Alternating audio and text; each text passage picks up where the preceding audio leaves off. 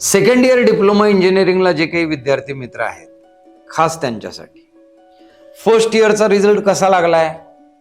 जर तुमचे सगळे सब्जेक्ट सुटलेत, वेल अँड गुड, खूप छान आहे.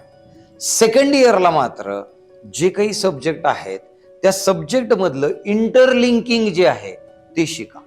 एक सब्जेक्ट दुसऱ्यामध्ये कसा गुंफलाय, दुसरा तिसऱ्यात कसा गुंफलाय, तिसऱ्यात चौथ्यात कसा गुंफलाय, चौथा पहिल्यात कसा, हे सगळं इंटरलिंकिंग आहे ना, ते शिकून घ्या.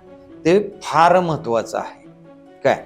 कारण या सब्जेक्ट्स वरतीच फायनल इयरला तुम्हाला स्कोअर करता येणार आहे. ओके, मग सेकंड इयरचा अभ्यास करताना फर्स्ट इयरचे काही सब्जेक्ट मधल्या कॉन्सेप्ट लागतात का? तर हो, ते कळेलच तुम्हाला.